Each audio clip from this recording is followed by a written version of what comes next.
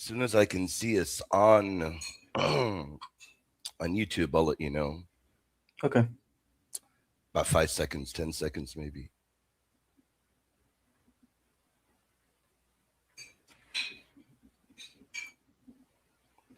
It's always that delay with StreamYard. Mhm. There we go. We are live, audience. If you are able to hear us, if you're able to see us, let me know. Everybody, how y'all doing? We'll be live. There we go. Okay, Gary says it can hear you. Okay, Gary 2.0. We'll be live in a moment, audience. In about a minute and a half, we'll be on the radio. You all can hear us right now. In about a minute and a half, we'll be on. We hope to hear from you all. Do y'all have any questions? Do y'all have any thoughts? And we're going to be talking about this tremendous book right here. So in a moment right now, talking about this book right here, man. Great job getting it out, brother. Glad you got it out, Thank man. you very much. Appreciate Yeah, that. yeah. Your grandfather would be very, very, very proud. Is very, very proud in heaven, man. I know that for a fact. Okay, a few more seconds, man, and we'll be on the about a little bit under a minute. We could talk. We'll open it up. I'll introduce you. Talk a little bit about the tremendous work that your grandfather did, and this great book, man. I'm glad you got it pushed out because the older edition, man, that older edition is like a lot of money online, man. Oh yeah, $1,000 for. Give me a break, man. Like $1,000 for the older edition, man. Yeah, Yeah. So I'm glad that we got this brand new book that's about to come out soon. yeah, and if I'm Uh, not mistaken, the older edition is something like 28 years old. yeah, Like it's been 28 years since the last edition came out. it's been a bit of a minute.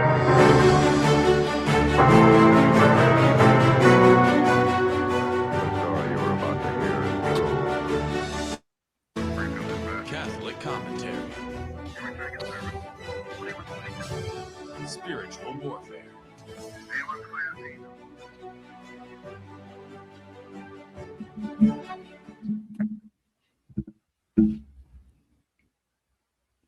Okay. Seems like we lost audio on their end. Okay, let's dive in. All right, audience, we are live. We are live on an incredible, tremendous Tuesday morning, everybody. And I have an incredibly special guest with me. I've got Andrew Lakutis. We're going to be talking about a brand new book that'll be out soon. But eat your heart out. I've got it already, man. I got it already. But we're happy to be with the brother Andrew Lakutis, and we're going to talk about this tremendous book written a minute ago by his late grandfather, who was a tremendous defender of the faith, one of the greatest. As Andrew can tell you, he was a friend of mine, a dear friend. I loved him dearly. He was a great inspiration and an enormous inspiration for what I do today.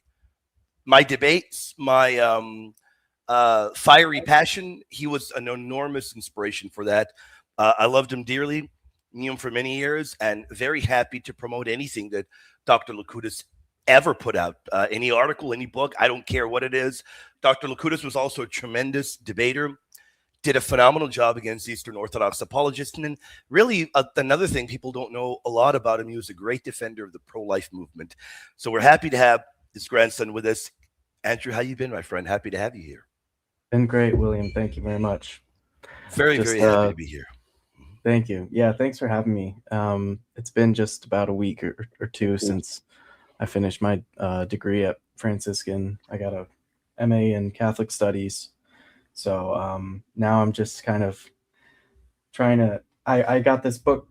It kind of interrupted my finals week with the pre-launch, Right. so that was a little difficult. But now I'm kind of just hitting the pavement with interviews and trying to promote this before its launch on May 25th, so the Monday Okay. after Pentecost. Tremendous. It'll be out soon then. Great. Mhm. Can it be pre-ordered already? It can be, I believe, right? Yeah, yeah. If you go to the St. Paul Center for Biblical Theology, you can search it up, and it's available for pre-order, and it'll be shipped out in just a week or so. Right around the corner. Yeah. Tell us a little bit about this book. How is this book different? What really is the core thesis of this book? And I will recommend the audience, if you all have any questions, this is one thing a lot of people don't know. Um, the reason that your grandfather was such a giant inspiration to myself and to many others is because he did tremendous work um, in answering many claims that are made by fellow apostolic churches. I Mhm. think he did it in a very respectful manner, and I think that that's the approach we should have. But he never compromised his Catholic faith, and I think we've got to have that same kind of mindset. What is this book about? What's so special about it? Go ahead and tell the audience. Sure. So the core thesis of the book, it's the whole thing pivots around the filioque. So included in the book is the autobiography of Demetrios Kydonis, who was a 14th century figure living around the time of the Council of Florence. At that council, they famously came up with the formula that could reunite the two churches. And the two churches, the Greek and Orthodox churches, did unite for a time around this idea that the Holy Spirit proceeds from the Father through the Son. But this was a little bit of a change from the original creed, and where it says he just proceeds from the Father. But it's also a little bit different from what the Catholic Church currently says, but it's not in conflict in any way. So the Church's formula right now tends to be from the Holy Spirit descends from the Father and the Son, but there's no difference between that and from the Father through the Son. So the Council of Florence kind of came up with this compromise solution, and my grandfather sort of stakes that out as the core claim of the book. And then he also adds his own commentary. There's the Summa Contra Gentiles is one of these. Mhm. Or sorry, Contra Auroris Graecorum Decorum, is the yeah. is included in this book. You get the whole two books from Thomas Aquinas, and then he has some commentary from John de Fontibus, and then another commentary from another figure. It's a lot. There's a lot packed in here. It's kind of an anthology of different figures around this time, sort of supporting this core argument. And my grandfather identified this as the dogmatic issue preventing us from reuniting with the Orthodox. So the papacy is another issue, but Right. the papacy is not in the same category in the sense that the Orthodox think there's been some creep in terms of the scope of the Pope's authority, but it's not a dogmatic contradiction in the same way that this dogmatic formula of the filioque would be. So would you believe that the filioque would be you would believe that would be a bigger stumbling block? Would you believe that? I think it's a more dogmatic kind of claim. The papacy is more, there's a lot of fear involved, there's a lot of politics involved, but the filioque is really, it comes down to what the formula says and what this dogma means. But you are of the persuasion that we can reach a middle ground there with our Orthodox. Okay, that's a good step forward, because I would agree there. The one area where I think it'd be a little bit more difficult would be the papacy. To reach a kind of middle ground there, they're going to have to just accept the papal prerogatives and teachings, which I argue are biblical and ancient. And agreed. I know you would argue that you'd agree with that as well. So the book also has this, which is tremendous. It has the apologia for his conversion from Demetrius Kydonis. That's about almost 70 pages long. That's pretty good. Mm-hmm. It's also got here. And it's a beautiful piece of writing. It is. There's a few authors, historians really, who've said that of the 14th century writers, he's maybe the best. Right. Just in terms of his prose and his. Can you tell us a little bit about people that may not know, in the audience and maybe tuning in, Who on earth is Demetrius Kidonis? Is he important? People may Yeah. not even know who that is. For the audience that may be new to this, who on earth is this particular figure? Yeah, so he's kind of obscure for the kind of stature he has in terms of his impact. He was the kind of the right hand man. He was the first secretary of the emperor in the Byzantine Empire. Um, John Cantacuzene was one of the emperors, and then Andronicus III was the other one, and he was their secretary. So anyone who had any issue to bring to the emperor had to go through him. So he really was kind of a really powerful figure in that time. But he was also a scholar, and he was very learned. He learned Latin, and he found Thomas Aquinas and discovered how rich Thomas Aquinas was. And he decided to translate Aquinas from Latin into Greek. So he really introduced Aquinas to the Greek-speaking world, which is monumental. That's a Humongous. huge accomplishment. So he translated the Summa Contra Gentiles, the Contra Auroris Graecorum, parts of the Summa, different commentaries. He did a lot, but he was hated by the Palamites at the time, and he and his brother Prochorus Kydonis were vehement opponents of them, and eventually it didn't turn out so well for his brother. His brother was, according to history, killed and his body dragged through the streets.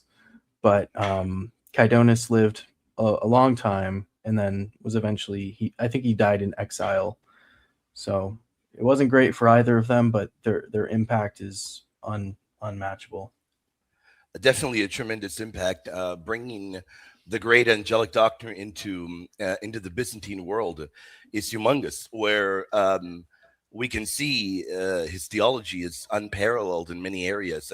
I'm glad that you brought that up. Very good point there. So we still have at least about a minute before our first break. This is a great book. Would you say right now, and we can leave this in cliffhanger, your thoughts on this right now, would you say that things look promising in terms of ecumenical dialogue with our Eastern Orthodox brothers and sisters, and the current pontificate? What are your thoughts on that? Yeah, I do think they look promising. Not for all the churches, but Sure. For the Greek Church especially. I think it was just last week or so that Bartholomew came out and said, we're looking at unity with the Roman Catholic Church, and we're taking that seriously. And if the Greek Church reunites with us, I think there's a good chance that the other churches will follow suit. Now, the exception would be the Russian Orthodox Church, probably, and the other Greek Ukrainian church that they've authorized, or they've given autocephaly to. But I think we're in good shape. I love that. That's a great cliffhanger, because I'm going to pick it up on the other side of the break to pick your brain a little bit more in this audience. If you have any questions, send them in. We're going to be picking Andrew's brain throughout this whole show. We're going to have a great time. We're barely getting started, faithful.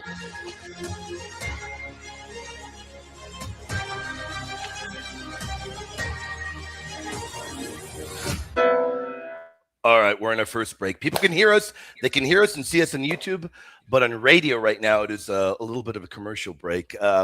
Yeah, so the book's almost out, man. Any others that you plan to push out after this one? Yeah, so I guess I'm just tackling schisms head on. So I've got one coming out from Yves Congar. Okay. He published a book in 1976, I believe, or so, against Archbishop Lefebvre.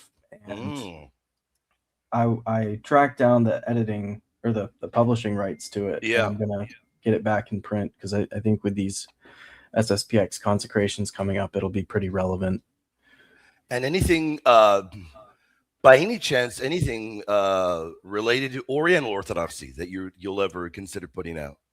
I wish I knew more about Oriental Orthodoxy. You gotta learn, it's a tough cookie to crack. Yeah. Yeah, that's the one thing that I see people really lacking And you got to be ready, man. They're coming. They're Yeah. coming. They're knocking Yeah. on the door. Catholics got to be ready. And I didn't know this until a couple years into my study, that the Assyrian Church of the East is its own. It's also kind of Yeah, Orthodox, man. but it's also kind of They're its own thing. Orthodox. Yeah, no, Yeah. yeah, they're Orthodox. They are. They're their own thing. Yeah, there's no doubt about that. But no, yeah, yeah. In fact, Abel says Syrian Church. Yes, that's correct. But in terms of Eastern Orthodoxy, I mean, it was incredibly. I think Oriental Orthodoxy and Syrian Church of the East have gotten more exposure because of the internet world. Yeah, Eastern definitely. Orthodoxy remains much larger. I mean, there's much larger. Oriental Orthodoxy is incredibly tiny compared. But either which way, we want to evangelize and show the beauty of our Catholic faith. Mhm. Let me see how long is left. Where's Gary 2.0 in the chat, man? How long left in the break, guys? How long left? Oops. The world. And when they reach Oh, there we go. We're about to hit. The break is about to be over. Here we go. organization. Wow, that's 80%. Realestateforlife.org, 877-LIFE, US 1.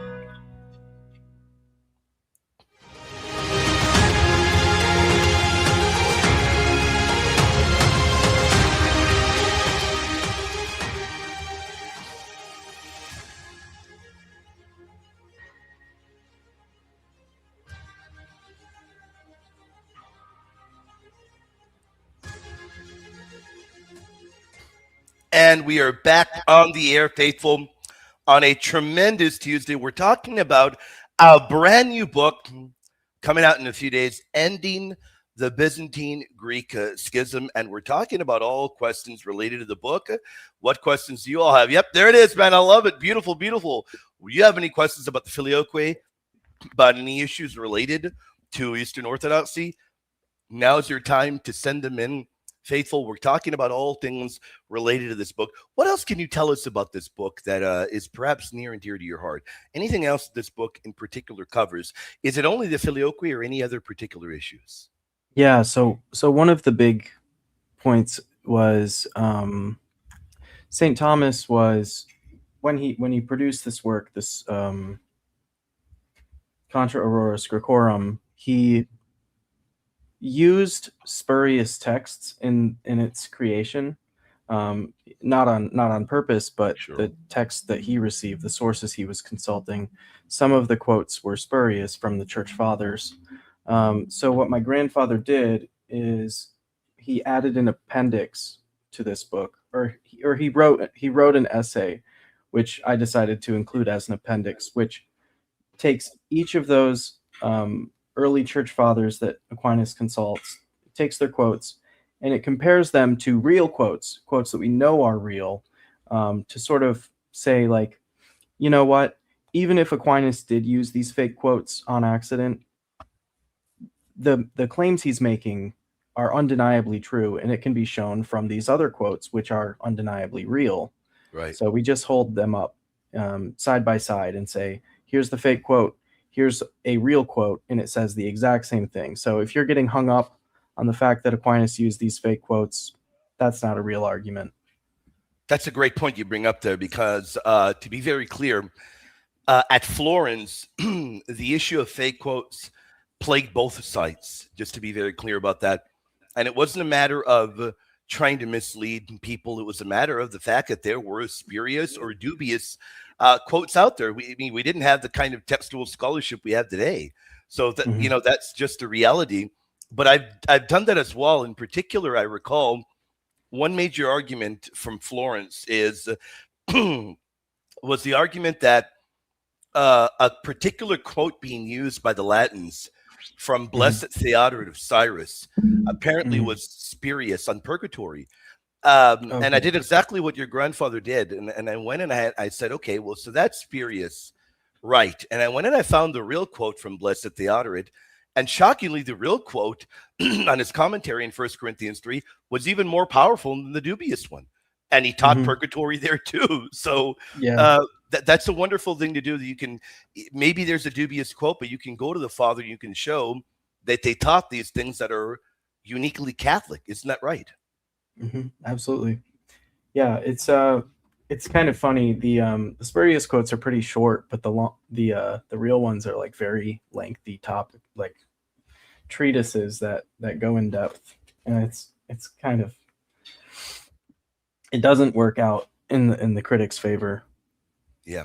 No, it doesn't work out in their favor at all. I've noticed that that it really doesn't. Now, when it comes to, we were talking before the break about possible unity, and you said that there, in which is always the case, no matter what, always groups that would hold out. You do think that perhaps if unity would happen, there would be some that that would still withhold that kind of reunion.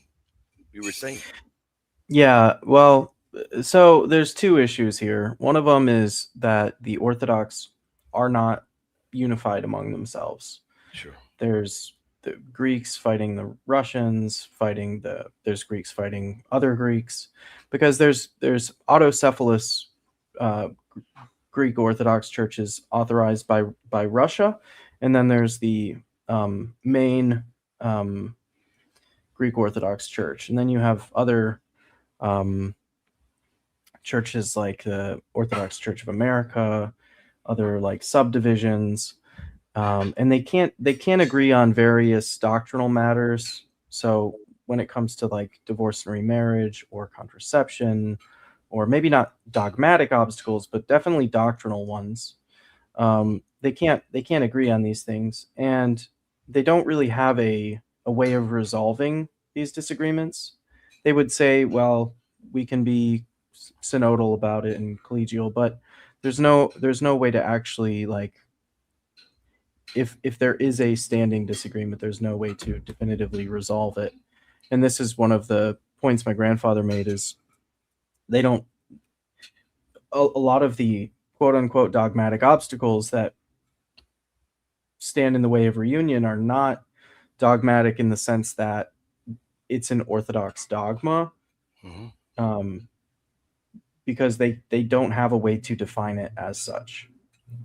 They have what they call dogma because they base it on the early ecumenical councils definitions, but they don't have any way to dogmatize their interpretation of what's coming from those early councils. So that's a big issue. And then the other issue is the hierarchs in the Orthodox churches. They tend to be more congenial towards dialoguing with Roman Catholics and Roman Catholic hierarchs, but the laity are very kind of antagonistic towards it. They don't really appreciate what's going on at the institutional level, and they tend to be more resistant. So even if Bartholomew wants to reunite, a lot of the people in his church don't, and that's a big problem. So ultimately, who has the authority? Bartholomew or is the people in his church? I mean, Yeah. that's the question. And then you have the whole online world of the online Eastern Orthodox world, where it differs greatly from in terms of the online world.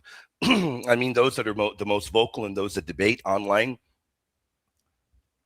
they look nothing like the real Orthodox Church that worships and practices. They look nothing like them at all. I mean, you'd be Yeah. confused. I think you'd be shocked that when you actually look at what the clergy and their leaders are saying, it's a whole other world, isn't it? Yeah.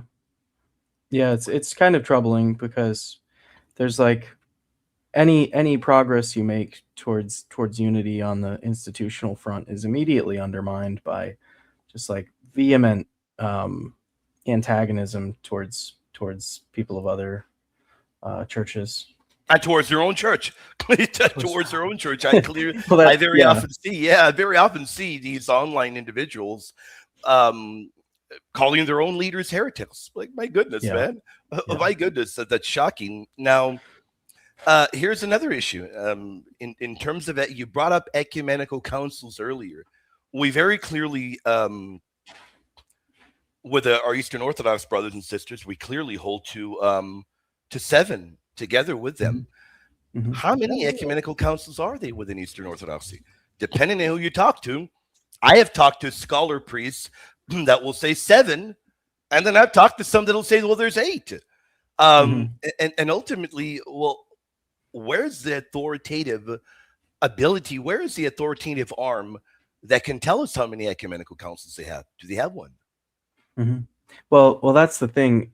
The closest thing they have to it is Bartholomew. But if you cut him off, you're out of luck. And even in his case, he doesn't have that primacy. It's just sort of, he has a sort of primacy, which is why I'm hopeful that if the Greeks reunite with us, the rest will follow suit. But he doesn't have that doctrinal primacy and ability to define anything in a way that other hierarchs will say he's, Constantinople has spoken, the way they might say Rome has spoken. That's a funny line. Yeah, I imagine hearing that at Chalcedon. Yeah, I don't think so. But really, really good points that you bring up there. Now, I'm looking at chapter 5. The teaching of St. Thomas, and chapter 5 is called The Teaching of St. Thomas on the Relation of Trinity and Church. Now, you would think that when it comes to issues like Christology, that we should be on the same page, because there at Chalcedon, Pope St. Leo the Great's tome is the mark of orthodoxy, and we were united with our Eastern brothers and sisters. So you would think that, according to the online maverick world, apparently no, but according to the people that that actually know their Christology, we should be in the same accord. And when it comes to the Trinity, are we in agreement with our Eastern Orthodox friends? Well, I mean, that's kind of the core thing is right. What would you say in that regard? Would you say that we definitely should be and we can be? Because you definitely have a positive outlook there. Well, I think we can be. The question is, what are the practical steps to get there? I think the biggest obstacle is probably palimism. Palimism being the idea that we participate in the energies of God, but not in His essence. And so when we partake in the beatific vision, it's not like it's a different metaphysics than the Catholic Church, basically, and that's a big divide. But do you not think that there are some scholars? Go ahead. Yeah, do you not think that that those metaphysics can be reconciled? Well, that's the thing. Some people would say they can be, but I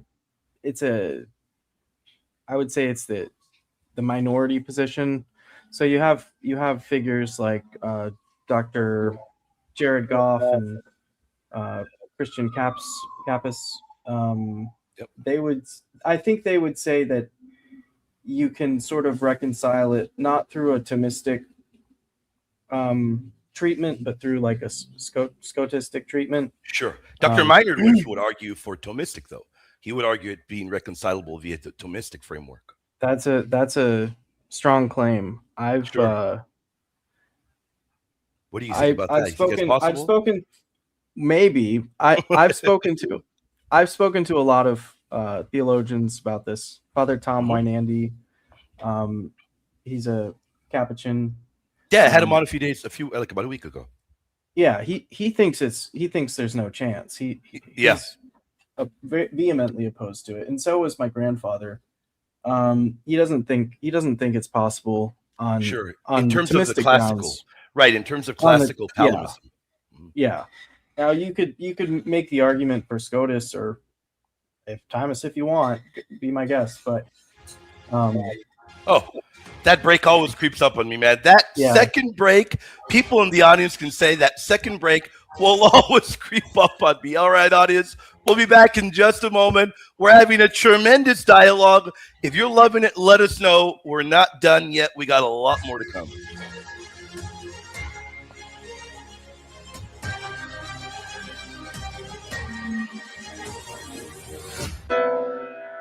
All right. right. People can still hear us on YouTube, but we're in a break. Yeah. Now, classical Palimism, that would be tougher. That would be Yeah. tougher. I think you got to do. Yeah. That there's no doubt. And I am of the persuasion that and I've been vocal about it. I think St. Thomas was superior to Palamas on many of these issues there. Mm-hmm. But I mean, that's Yeah. probably just the Catholic talking in me. But yeah, probably. Somebody says Father Romanides claimed that there were 9 ecumenical councils. I've heard that too. Yeah. I don't doubt that. Yeah. Ultimately, and I've had on Father Ramsey, where we've dialogued about this particular issue, and Father Ramsey and myself were going back and forth, where he's arguing with me that that the Orthodox, by and large, agree that there are 7 ecumenical councils, and then he argues that there are 8. I'm like, okay, well, which one is it? You recognize that the majority will say 7, but you hold to 8. Ultimately, who's going to settle that? Yeah. I mean, that's a serious issue. That really is. How do you view the issue with Photius? These are serious questions that really need to be dealt with. I just wish more people were doing work in this particular field. You got to keep doing work here, brother. You can't vanish, man. Yeah, I think it'll grow pretty soon. I've been not. I mean, you're doing great work, and Thank you. Others are, but I think what Leo's done, Pope Leo, has really like created a sea change in terms of like directing people's focus on this issue globally. I hope so. So I'm really hopeful in that regard. Back to the point about, and this is just a minor point, but the idea of the filioque being a stumbling block, at least in terms of what we recite in practice in the creed. Let me check. There have been a lot of. How long more we got in the break? Hold on. Referral fee. Okay, we're about to return. 80%. Continue that on the air. We'll hold off. Yeah. Wow, that's 80%. Realestateforlife.org, 877 Life US 1.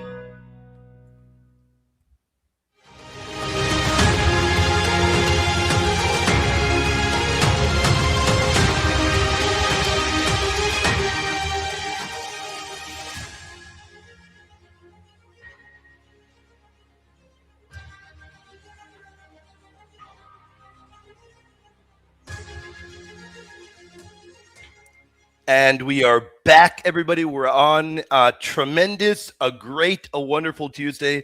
We're talking about a brand new book, almost out. You can pre-order it already over there on the great website, St. Paul Center. You can go to stpaulcenter.com. They'll be providing a link down below when the show is over. The book is called Ending the Byzantine Greek Schism. Thrilled and pumped to have an advanced copy, and we're talking about that right now. In the break, you were bringing up the filioque. I want to unleash you, man. Anything you got in your mind? What is it you were going to say? Go for it, brother. Oh yeah, well, this is something a few different scholars have put out, which is the idea that if it's helpful, we could consider moving the filioque out of the creed that we recite in the liturgy. We could keep it dogmatic.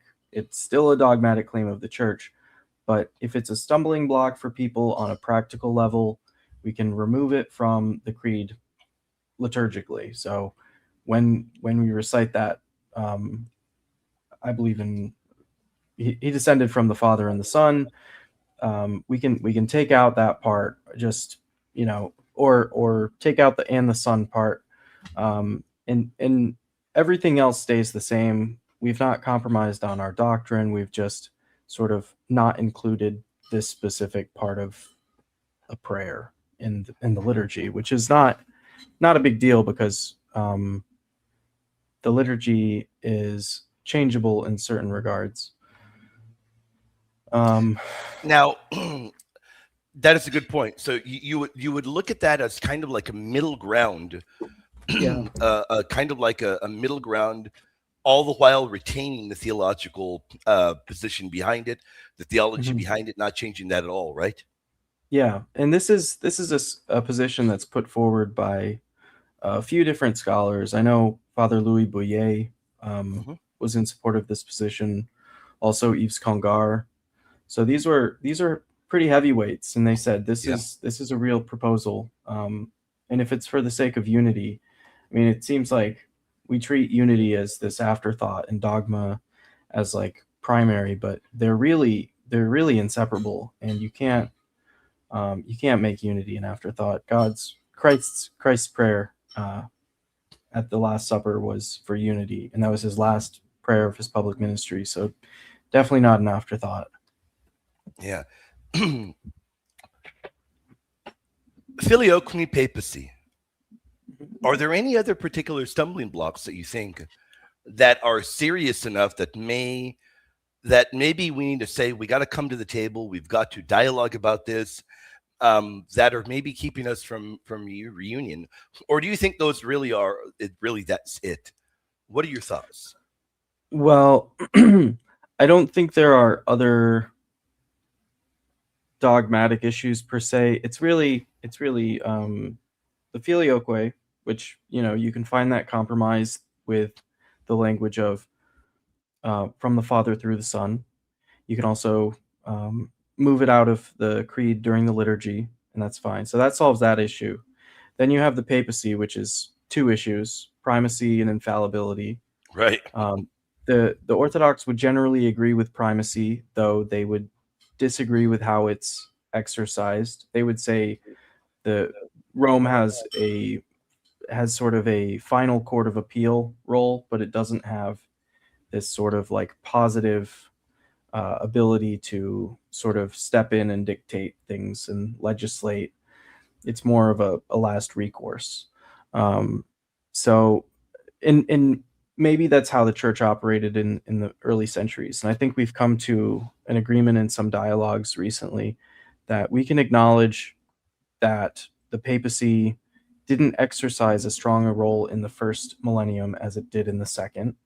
But we would also assert, and the Orthodox would disagree with this probably, that the development that happened was an organic development based on prerogatives that the church had, even though it didn't always exercise them.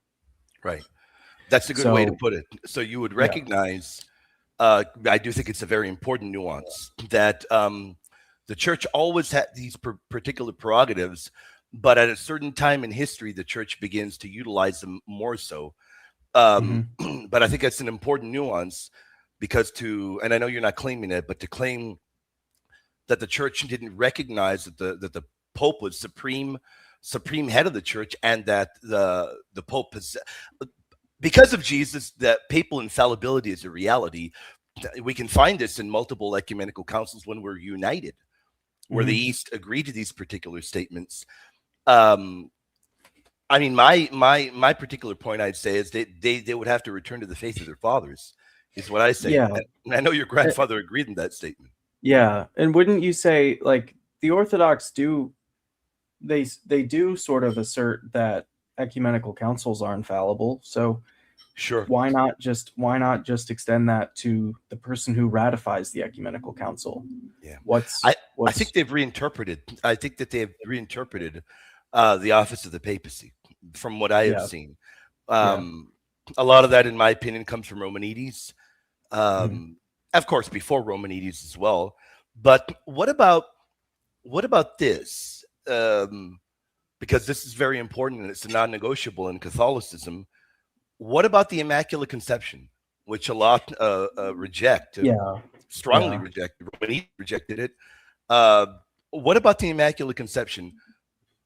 How would we deal with that? Well, good question. And I know you know the answer because you wrote the afterword. I did write it. That's correct. This is Mary, Star of the New Evangelization by James Lakutis. Yes. With an afterword by William and a foreword by Dr. Mark Miravalle. Yep. So we dive into the Immaculate Conception and the Assumption in that book. And I think the Immaculate Conception is a tricky one because in their liturgy, they do sort of promote this idea of Mary being immaculate. Right. They have some nuance with how she was conceived versus whether she was purified after conception. But I don't think it's as big of an issue. People don't make of it as big an issue, and I think that's the difference. They're sort of selective in how they want to how they want to create obstacles to unity. Right. Yeah. Right. But that would be one that is a non-negotiable. They Yeah. denying the Immaculate Conception would not be something that we would be able to ever accept. By the way, I was very, very happy to be asked to write a piece for that book. If you can show the audience, it's another book I'd like to promote that your grandfather put together. It's a phenomenal book there. Do you have it there? You have it there in hand? Yeah. Audience, check that book out right there. They can find that on Amazon, right? That book? This one? Yes. Yeah. Okay. Where would you recommend that they go that would perhaps help out your ministry more? Amazon, Yeah. if you have it on a web page, what would you recommend? So actually, I'm going to just move this. I have a Sure. bunch. I have books sitting under my laptop to prop it up. I could tell. And a few of them are books that I've edited. So this is, I'm just going to pull it up here. These are the books that I've edited from 2020 to today. Wow. So you can find all of them at lacutuslegacy.com. We have books on Palinism, Russian Orthodoxy, liturgy, Vatican II, Council of Florence. Yeah. We have one on the papacy. All of them can be found at lacutuslegacy.com. My personal website is just my name, andrewlacutus.com. Also available there. Okay. But yeah, that's what I got. Very nice. Awesome. Now I do see one phenomenal question coming in. Unfortunately, they've made me look better in this photo here, Andrew. I look better apparently in that photo there.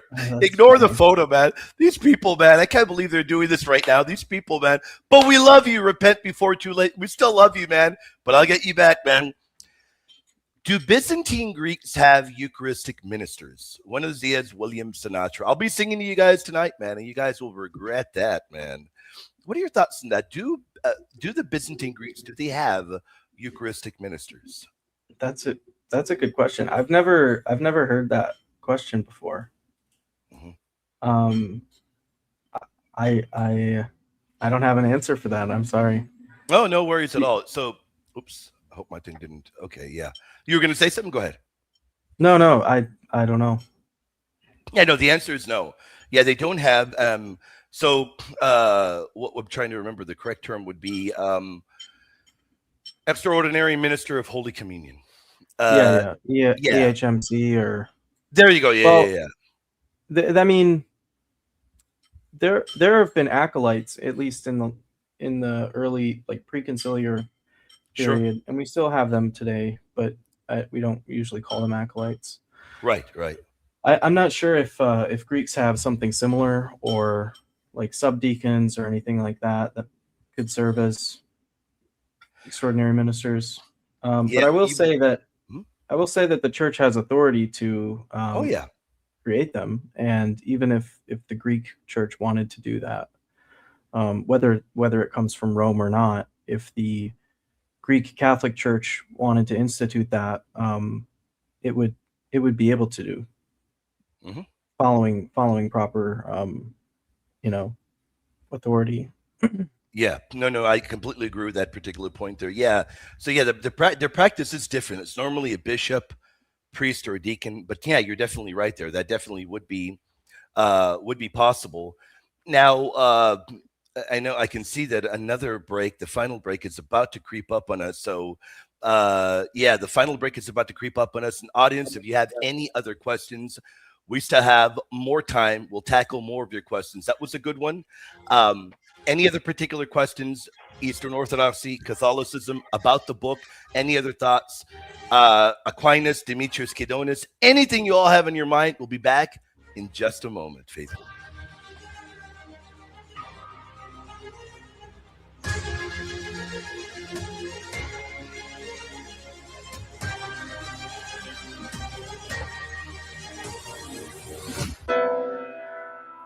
Look at those haters, man, making me look beautiful with AI, man.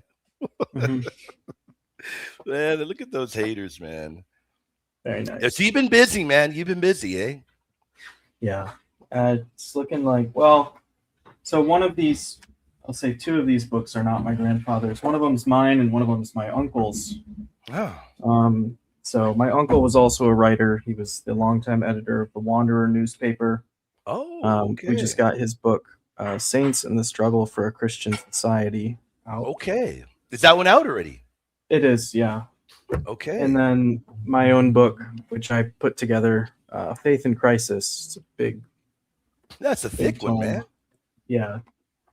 600 Oh, 600 my goodness. pages, just about. My goodness, that's great. Now you've been active, man. That's good. I know we're in a break right now. Just curious, any other books from your grandfather that you may be pushing out?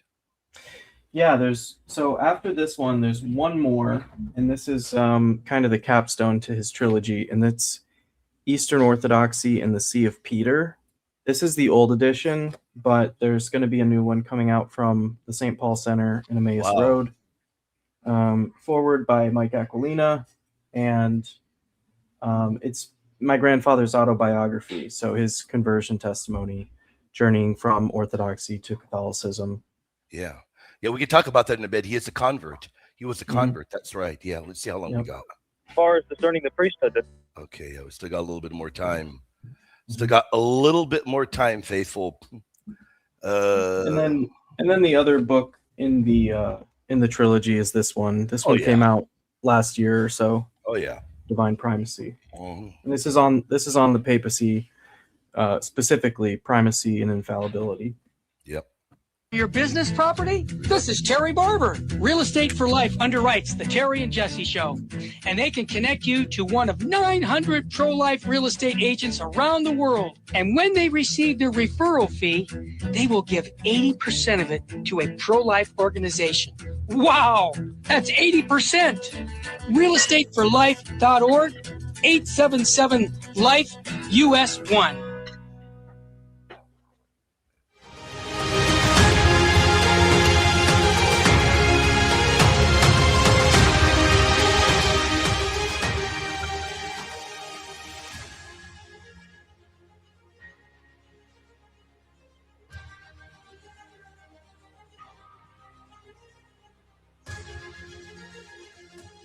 And we are back, faithful. We are tackling your questions, and we are talking about a brand new book that is almost out. You can pre-order it right now over at the St. Paul Center, Ending the Byzantine Greek Schism, put together by the tremendous Dr. Lakoutis. And we're talking all about that book. Now, one thing we were talking about right now when we were in a commercial break is the fact that your grandfather, he was a convert, wasn't he? Mm-hmm. Yeah. Convert from Greek Orthodoxy. He has an interesting story. What sort of prompted him to reconsider the truth claims of the Orthodox Church is something. It's kind of silly, but when he was growing up, he lived next to a Ruthenian Orthodox Church, right next to it, and his family would never go there, and they drove an hour to the nearest Greek Orthodox Church. And he was always confused by that. He's like, we're Orthodox, they're Orthodox, but it wasn't their ethnic heritage. Right. So they would go all that way for the Greek Orthodox Church, and it supremely confused him. Later on, when he went to the University of Buffalo, he decided to find clarity on this topic, and he spent hours and hours in the library studying the works of Aquinas and Newman and some of the Eastern Orthodox thinkers, Christopher Dawson and others. And eventually he came to the conclusion that the Catholic and Orthodox Church can't both be the true church because they claim exclusivity. And so I need to get to the bottom of this. And so that's what he did. Yeah, there is only one true church. There's no doubt about that. I think that was a wonderful and a great message that your grandfather defended. throughout his life, and that was so it was through intense and meticulous research that eventually led him to come to the fullness to Catholicism. Then, Mhm. I'm curious, Yeah. was he was not married yet, was he? That's a good question. He got married around that time, but I know he was. I know he went off to fight. I say fight. He was a medic in the Korean War. So he was sent off to do that, and then Wow. I know he was at least dating his soon-to-be wife at the time, because I've seen letters where it's like a portrait of him in his military uniform, and he writes a note to his beloved. Sure. So I've seen that. I think they were married around that time, and my grandmother was also a convert from Episcopalianism or Anglicanism, I believe. Okay. So I see. So both converts, and wonderful. Mhm. Wonderful. And your grandfather has written. He wrote many great books. I mean, really good ones. I'm glad that you're putting more and more of them out, because he dealt with a lot of issues that people hadn't tackled at the particular time, and Right. defending the papacy was another thing that he had great proficiency in. You were talking about a particular book that came out, I believe, last year, right, on the primacy of the papacy. Yeah. Now, the one thing that your grandfather really, there it is, the divine primacy, there it is. One thing that he really did emphasize as well was the necessity to be united to that visible head, as the early church was, as the Bible lays it out, and as the early church was as well.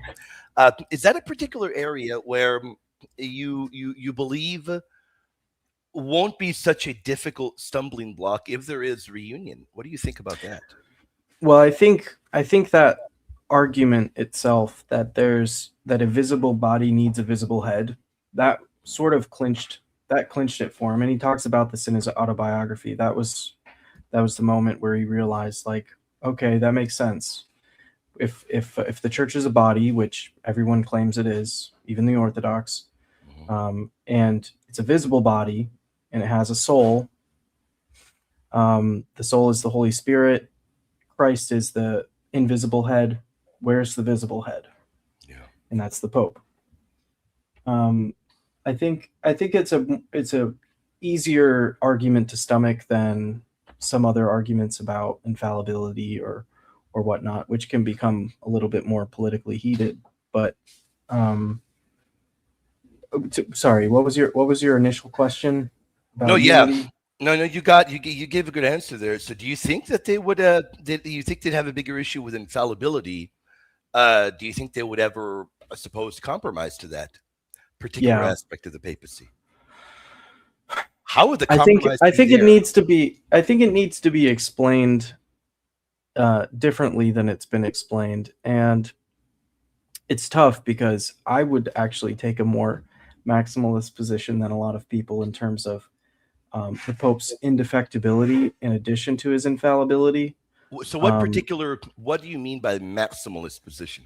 What kind of w- position would you take? yeah, so I don't think the Pope is an oracle necessarily, or Sure.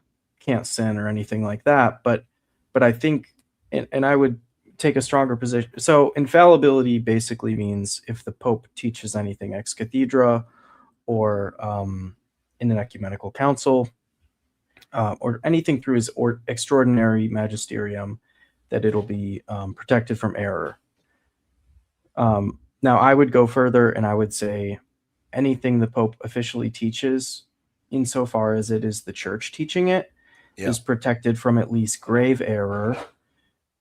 So the Pope can't enshrine heresy in magisterial documents. Sure. I would say, so there's that second layer of protection against heresy in the ordinary magisterium, and then there's the protection from all error in the infallible definitions. Okay. If that makes sense. It does. So you would take the which I imagine kind of would be a bit of a minority position. Well, But you would take that, or do you think you think more and more people do hold of that? I think it's a growing position. I think it is based in Vatican I, but I don't think a lot of people are familiar with it or Right. have sort of like received the teaching of Vatican I sufficiently. So, in essence, which would I completely agree. The Pope it cannot bind your assent to error. I mean, there's no doubt about that. We agree on that particular point. So you believe that is bound up with the definition there of infallibility at Vatican I, but most people just simply don't recognize or tackle that particular aspect. Would that be correct? I would actually say it's tied up with indefectibility, Of the which church. isn't. Yeah, so it's not necessarily associated with the definition of infallibility per se, Okay. but the what do you call it? The Indefectibility of the proposition. church.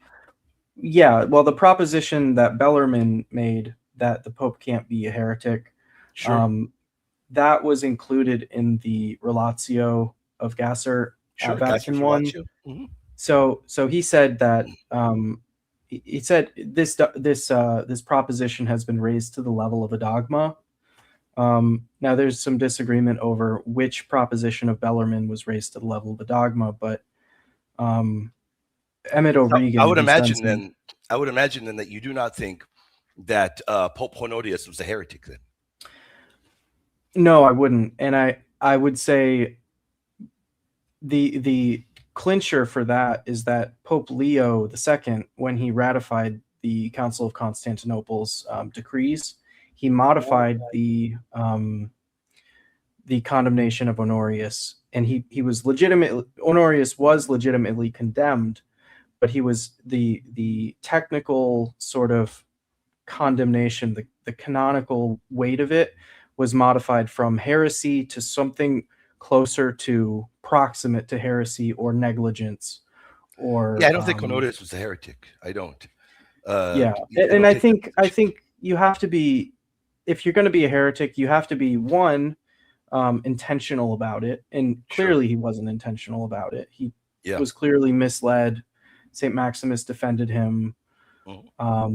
So the intent doesn't hold. So it almost falls apart right there. And then further, it can also be He didn't bind the church to it either, you know. Well, he didn't bind the church to it, and also it can be interpreted in an orthodox manner, and that's the one we presume upon. I think he was trying to be orthodox. I do. And I think the language does lend itself to orthodoxy. If you read it, very few people have ever read it. All you do is hear people harp upon Honorius. Have they read it? I don't know many people that have, because it's difficult to get that text in English to begin with. It's difficult to get it in English. So that's a horrible argument. But I do take that position as well. I don't think Honorius was a heretic. And I agree in terms of the modifying of that, and rightly so. I think that was done rightly so. Now, there's other issues that we can bring up that there's no way we have enough time before we're done on the radio, but we got about 2 minutes before we wrap it up. But I'll just add this. Yes, go ahead. There's other cases of Vigilius and Liberius, and then John the 22nd. My grandfather tackles the cases of Honorius, Vigilius, and Liberius in this book. The case of John the 22nd is more cut and dry. Basically, he promoted a theological. He made a theological claim that was opposed to what would later become doctrine, but it wasn't doctrine yet. Sure. So it couldn't have been heresy at the time because it wasn't opposed to any defined doctrine. Yeah, very, very good point there. And we got about a minute before we got to wrap it up here on the radio. I want to give you time to put a plug in for anything you may be working on. Where do you want to tell the audience to go to? Do you have a web page? Anything? We talked about it earlier, but for people that may be barely tuning in, where can people find out more about what you're doing and support your efforts? Go ahead, brother. Yeah, so my website is just my name.com, andrewlakutis.com. All of the books that I've shown on this show, they're all available at lakutislegacy.com. And then if people want to support my book is Faith in Crisis, Critical Dialogues in Catholic Traditionalism, Church Authority, and Reform. It's not focused on ecumenism so much as just contemporary debates going on in the church today about the papacy and Vatican II and stuff like that. Tremendous. Thank you so much for being on, brother. Thank you for your time. This was a great Absolutely. dialogue. Got to have you on many more times, man, to talk about many other topics that came up. What a great time. Audience, check it out. Check out the link that we're going to provide down below. We've had great people that have been providing the link in the chat. Audience, thank you so much for tuning in. See you again next time. Thanks, William.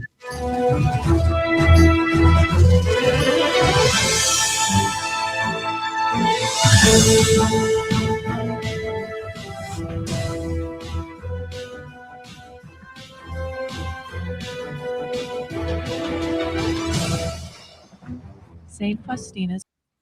All righty, we're off the air, but we're still on YouTube Live. You got at least half an hour more?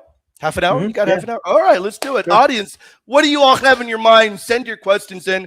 We'll be here at least half an hour more.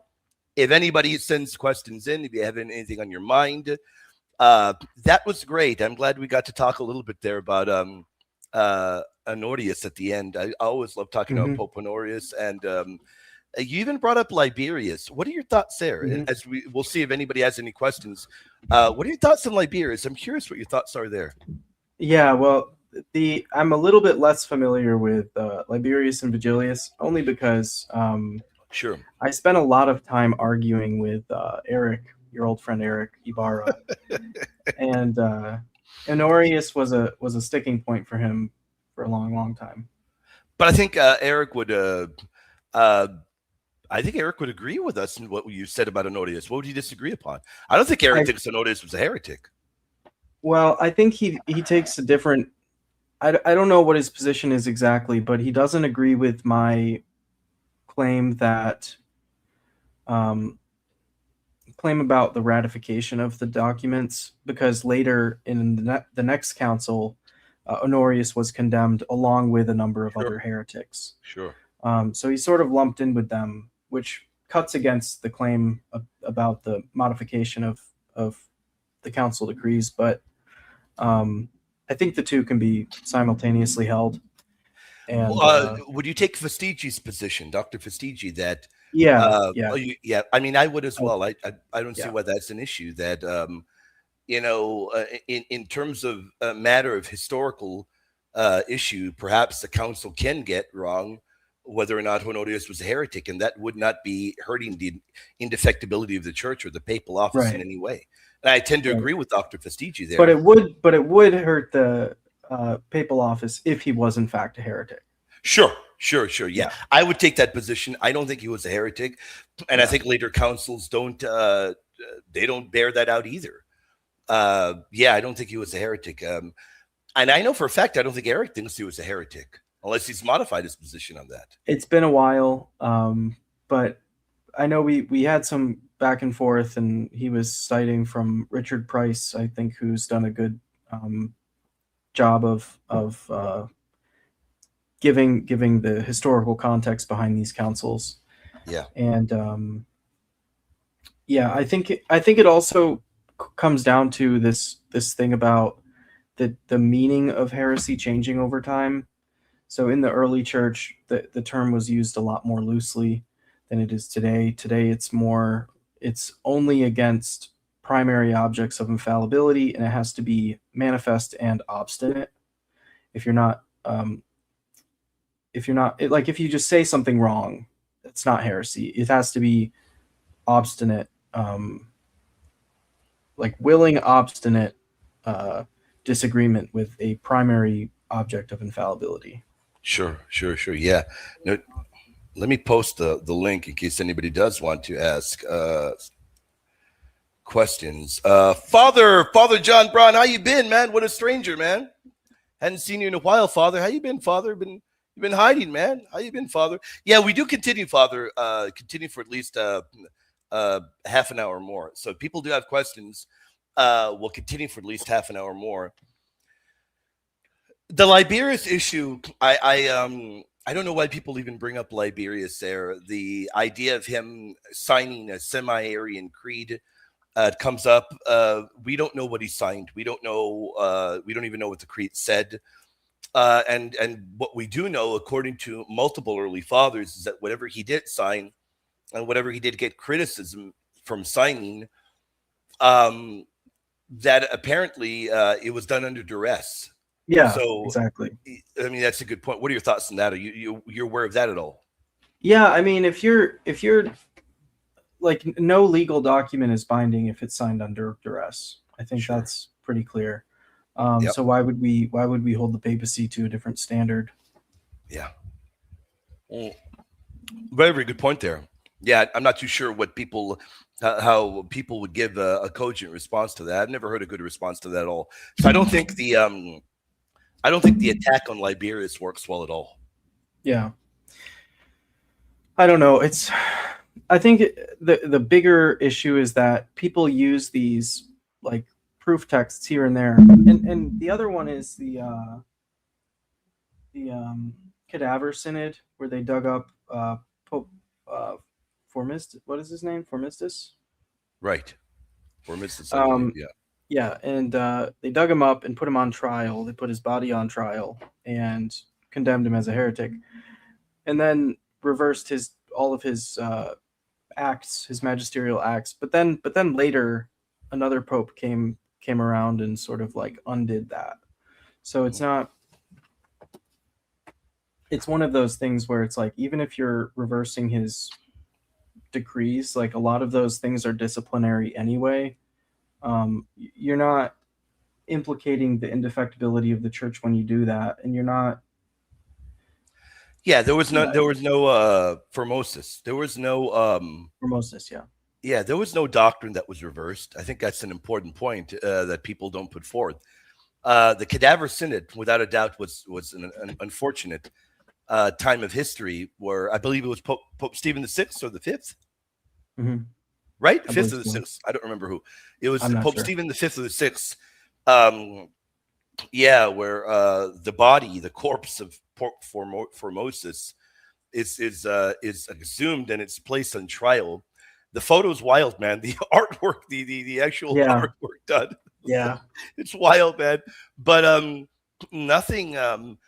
I mean, maybe one could make a case against the papacy or infallibility in some wild way if perhaps there was a doctrine that would have been reversed. There's no Trinity doctrine reversed or Marian dogma or any kind of universal teaching at all that is reversed.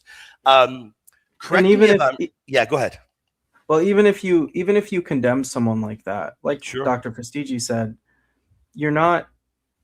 That's not proof that he's a heretic. That's just Sure. like a judgment against him. Oh, right. No, I'm just bringing that up because people make way too much of this. And they use these individual cases here and there, which you can maybe try to argue for it as Sure. proof that infallibility doesn't exist, or proof that heresy can creep into the papal office. Yeah, I It's don't like, know why it's they not go to proof. this. It's very selective. And you're right. A pope would later rehabilitate Formosus. And then, if I'm correct, the pope that rehabilitated Formosus is not the one that annulled the synod. A later pope would annul that synod. But I've never heard that argument put forth that the cadaver synod was infallible. But had it been infallible, it wouldn't have been overturned. But it wasn't infallible, very clearly. Right. Yeah, that's very clear. So it's very odd when they go to that particular issue. At worst, which we can agree upon, it was a dastardly act, and we lament that it ever occurred. But I don't think this is an issue that affects papal infallibility or the office of the papacy at all. No, it's just like, you can't, like, you're arguing against something so critical and so indefectibility undergirds the whole structure of the church.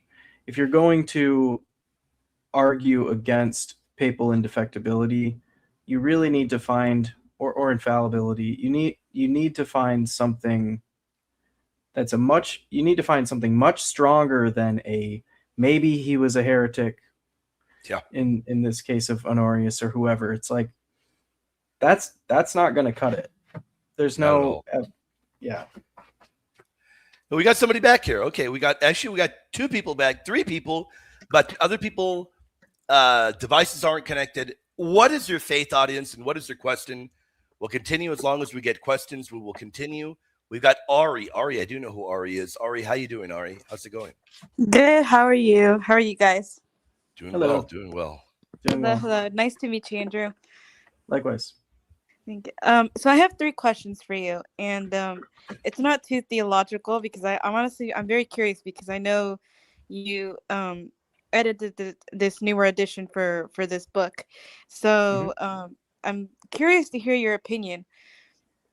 So if an Eastern Orthodox person read this book, what do you think would be the strongest? What do you think would be the strongest argument presented in the entire book that they would probably struggle to answer? Good question. Yeah. I don't know that there's a single argument. I would say that the autobiography of Kydonis is the strongest argument by way of witness.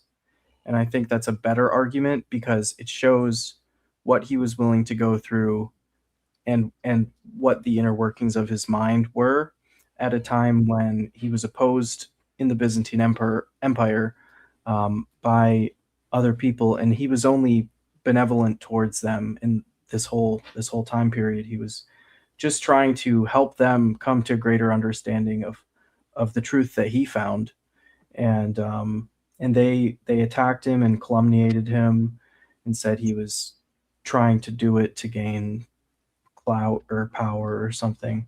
But you can see the when you read this, the kind of sort of just like heartbreak he felt for them, like not being willing to accept the truth that he discovered. Interesting. And then my next question would be, were there any parts of your grandfather's original work that you felt like needed to be more expanded on or more updated for today? Oh yeah. So well, those are 2 separate things, but I think a lot of his work was, he had a lot of essays, and a lot of his essays were lesser known than his major trilogy. And so what I did was I put this book together from his essays. It's called The Divine Mosaic. Yeah. It's just a collection of like 30 or I think it's like 30 or 40 different essays of his. It includes different biographies. So he has a biography of Vladimir Soloviev, Christopher Dawson, Aquinas, Saint Leopoldo of Castelnovo, his favorite saint, who lived and died for unity. And he has different apologetic arguments. He has different book reviews. So if you're interested in what my grandfather thought about Michael Welton's books, Popes and Patriarchs is one of them. Two Paths is another. Laurent Kleinwerk's book, His Broken Body. There's a number of book reviews, apologetics, biographies. It's all included in that book. It's sort of a big compilation of stuff. So I would say that's the first thing. As far as like updating his arguments, I didn't do a lot of updating in terms of the arguments themselves. What I did during the editing process was adding a lot of footnotes to contested claims. So if my grandfather claimed something and there wasn't like a source behind it, I would usually either consult him and figure out where he was pulling from, so that I could make that clear for the reader. And then my co-editor on a number of these books, Tom Nash, who works for Catholic Answers, he helped me with the trilogy, and he was really just focused on making the prose readable. So just making it very flowy. Interesting. And I think my last one for you would be, what do you think your grandfather's response would be now if he saw that? Because there's been a lot of people right now that are very attracted to Eastern Orthodoxy specifically. There's even Yeah. Catholics switching over to Eastern Orthodoxy. Mhm. What do you think his response would be if he saw the influx of people who are considering Eastern Orthodoxy? Hmm. My grandfather was a very rational person, and he wasn't very influenced by feelings. I would say there's a lot of rhetoric and there's a lot of sensationalism in the media that's driving people to switch back and forth. Yeah. And people need to think through these issues logically and not decide based on feelings. I think that's the main thing. The other thing I would say is I would think he would be very encouraged by what's happening between Rome and Constantinople, and I think he was a little disheartened at some of the conclusions that specific dialogues came to. So, for example, I think it was the Alexandria or the Ravenna document. Sure. I think ceded more ground than he would have liked on the idea of the papacy being less operative in the first millennium.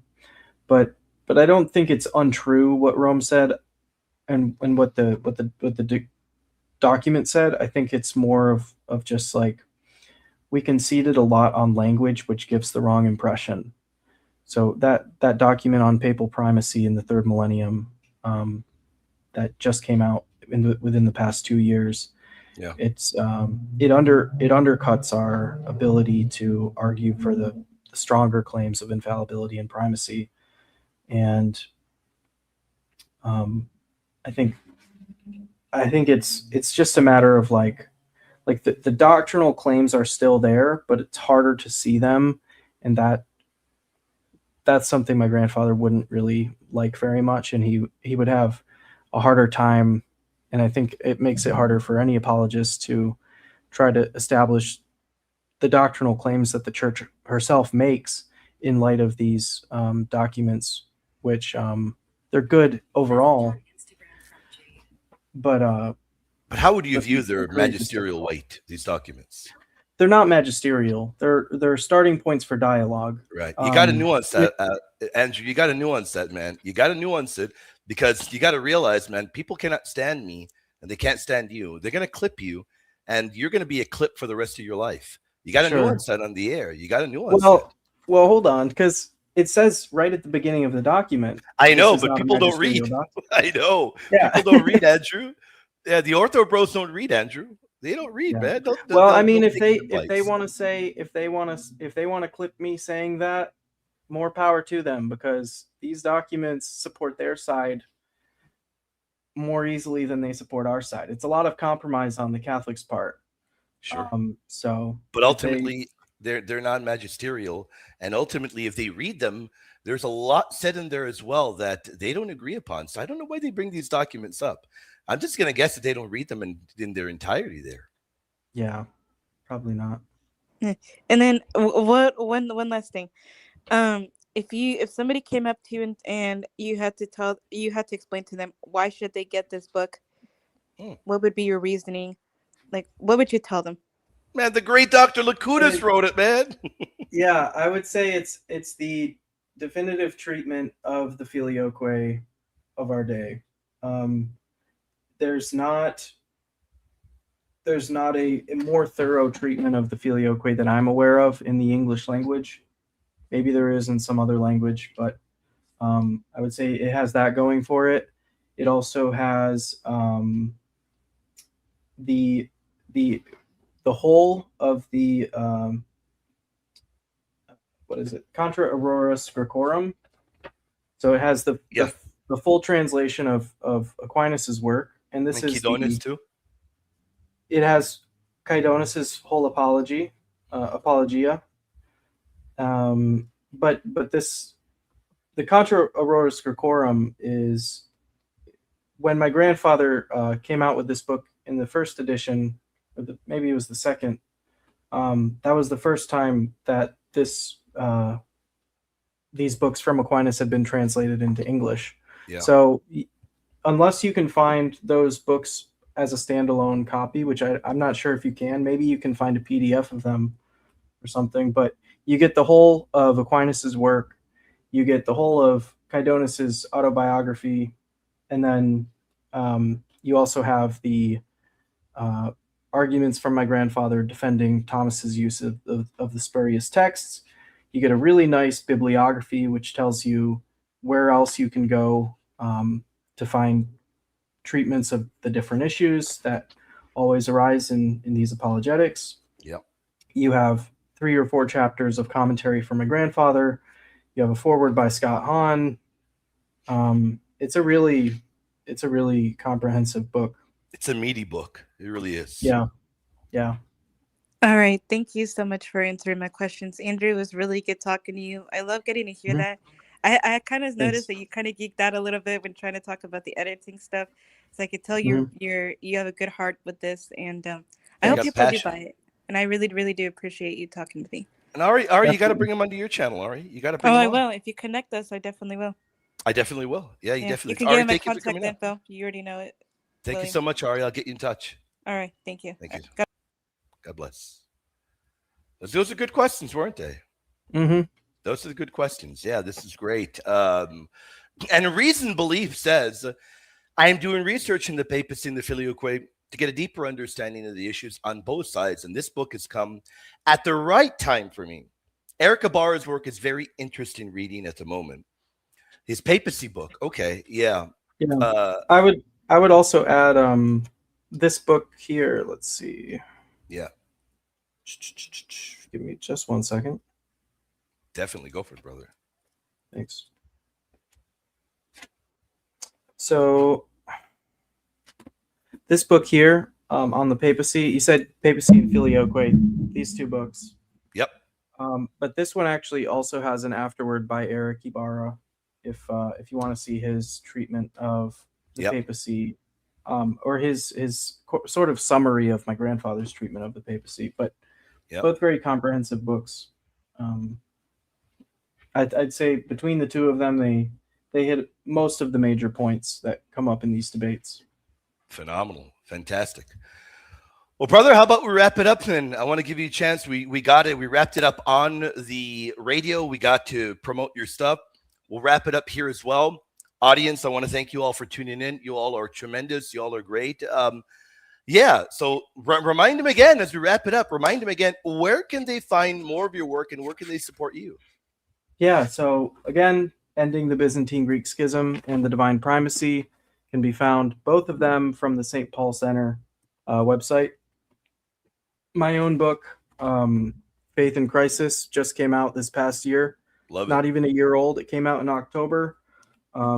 It discusses everything from synodality to Vatican II to liturgy to traditionalism, indefectibility, Pachamama. It covers everything. It's controversial then, man. It covers it all. So I'll tell you a little bit about this book. So it's a collection of 40 essays from 30 contributors. Wow. We have Cardinal Sarah as one of the contributors. My grandfather contributed an essay. It was his last essay. We worked on it together just before he passed. We have 3 essays from Dr. Robert Fastigi.